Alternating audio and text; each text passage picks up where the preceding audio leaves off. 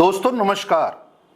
क्या झारखंड में दिशोम गुरु शिबू सोरेन की तुलना किसी से हो सकती है? क्या उनकी तुलना एनकाउंटर में मारे गए किसी एक अपराधी से हो सकती है? क्या उनकी तुलना दिल्ली में जेल जाने के एक प्रकरण से हो सकती है? दिशोम गुरु दिल्ली की तिहाड़ जेल में रहे, उनके खिलाफ कई मामले दर्ज हुए। जिस रास्ते पे दिशोम गुरु ने झारखंड में आदिवासियों के जल जंगल जमीन की हिफाजत की, उसी रास्ते पर क्या आज कोई व्यक्ति चलकर एनकाउंटर में मारा जाता है तो क्या उसकी तुलना दिशोम गुरु से होनी चाहिए या नहीं? यह सवाल हम नहीं उठा रहे, यह सवाल आज विधानसभा में गूंजा। आप सभी को पता है जो झारखंड विधानसभा का पूरक मानसून सत्र अभी जारी है। आज सदन की कार्रवाई का दूसरा दिन था। इस कार्रवाई के दौरान विपक्षी भाजपा के विधायक लगातार सदन के अंदर सूर्या हांसदा एनकाउंटर मामले को उठाते रहे। जब सदन की कार्यवाही सुबह 11 बजे शुरू हुई थी तो विपक्षी विधायकों ने जिस तरीके से हो हंगामा किया, वेल में आकर इस मामले को उठाने का प्रयास किया, तो सदन की कार्रवाई महज 5 से 6 मिनट के बाद ही दोपहर 12:30 बजे तक के लिए स्थगित कर दी गई। फिर सदन की कार्रवाई शुरू हुई तो एक बार फिर से विपक्षी विधायक सूर्या हांसदा एनकाउंटर मामले को उठाने की कोशिश की और इस दौरान सदन में नारेबाजी करते दिखे। विपक्षी विधायकों ने मांग की जो इस मामले की सरकार सीबीआई जांच कराए, क्योंकि जिस तरीके से सूर्या हांसदा मामले का एनकाउंटर की बात सामने पुलिस कहानी कह रही है, वह किसी भी सिरे से जायज नहीं माना जा सकता है। इस दौरान सत्ता पक्ष भी विपक्षी विधायकों पर संविधान संशोधन जो विधेयक बीते मानसून सत्र में संसद में लाया गया था, 130वां संविधान संशोधन विधेयक है, उससे लेकर के और उसे संविधान की हत्या करार देते हुए सत्ता पक्ष के विधायक भी लगातार नारेबाजी करते रहे। सदन की कार्यवाही भोजनावकाश तक के लिए दोपहर 2 बजे तक स्थगित कर दी। दोपहर 2 बजे भी जब कार्रवाई शुरू हुई तो सदन बमुश्किल आधे घंटे ही चल सका और इसी दौरान जब सदन की कार्यवाही में चर्चा अनुपूरक बजट पर होनी थी और इस बजट पे चर्चा के लिए विपक्ष के सत्येंद्र नाथ तिवारी जो गढ़वा विधायक हैं, उन्हें बोलने के लिए स्पीकर ने आमंत्रित किया, तो अपने संबोधन में सत्येंद्र नाथ तिवारी ने क्या कहा, आइए हम सुनवाते हैं आपको। कैसे उन्होंने दिशोम गुरु शिबू सोरेन से गोड्डा एनकाउंटर में मारे गए सूर्या हांसदा की तुलना कर दी। आज आदरणीय दिशोम गुरु जी राज्य के खास करके ट्राइबल समाज के इतने बड़े नेता हुए, इसलिए हुए कि उन्होंने काफी विघ्न बाधा को झेला। यूनाइटेड बिहार में उनको शूट करने का भी आदेश दिया, लेकिन मैं धन्यवाद देता हूं गुरुजी को, जिन्होंने गरीब गुरबा की आवाज, महाजनों से कैसे उन्हें मुक्ति दिलाया जाए, आदिवासी को कैसे दारू हड़िया से दूर रखा जाए, कैसे उनका डेवलपमेंट किया जाए, आज उसी नक्शे कदम पर झारखंड सरकार पे चलने का कई अवसर पर हल्फ भी लेती है, कहती भी है कि नहीं हम गुरुजी के नक्शे कदम पर चलेंगे। गुरुजी तो हड़िया दारू के विरोधी थे, हम उस पर नहीं जाएंगे कि ये दारू बेचने के लिए बड़े बड़े फ्लैक्स बोर्ड विज्ञापन लगाया जा रहा है कि भाई अधिक से अधिक दारू पियो, ताकि राज्य को रेवेन्यू मिल सके। छोड़िए, उस पर नहीं ज्यादा जाएंगे अध्यक्ष महोदय।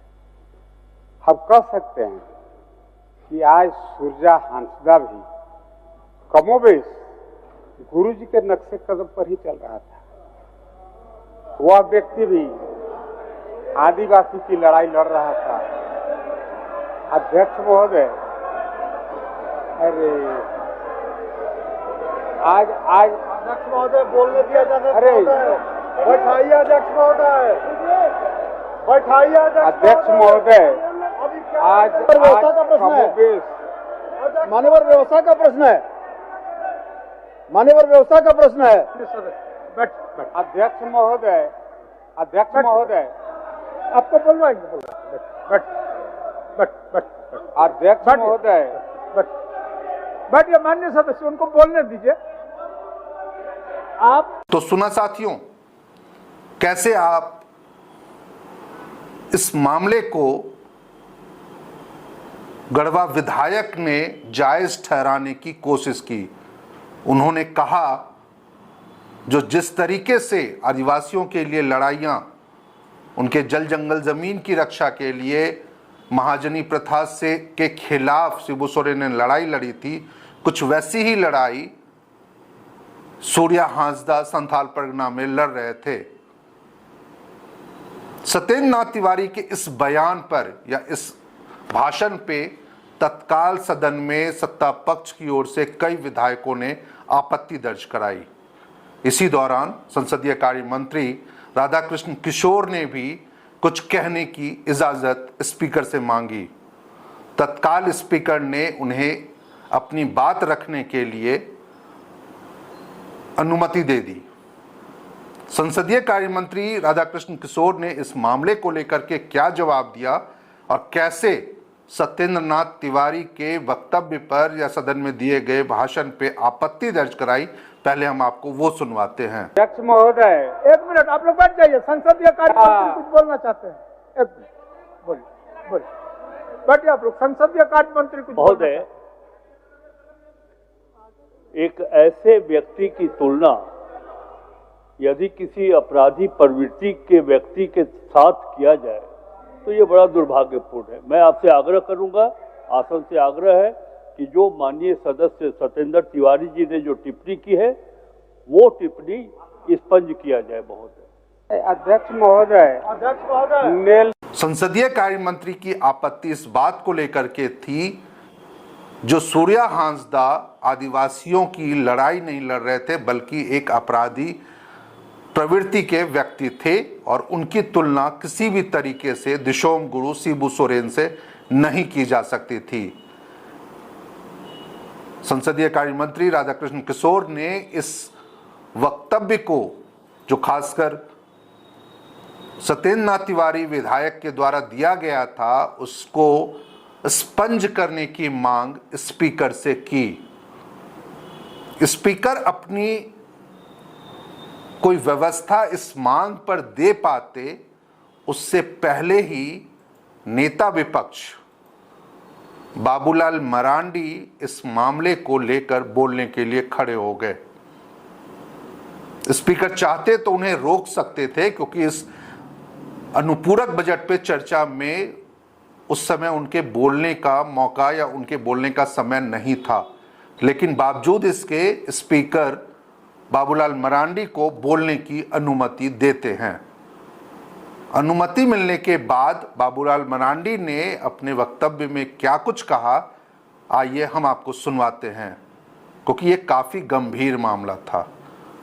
इसी बयान में बाबूलाल मरांडी ने शिबू सोरेन को लेकर के एक ऐसी टिप्पणी कर दी जो कहीं से भी इस सदन के अंदर और आज के खासकर माहौल में या आज के प्रसंग में उठना जायज नहीं था।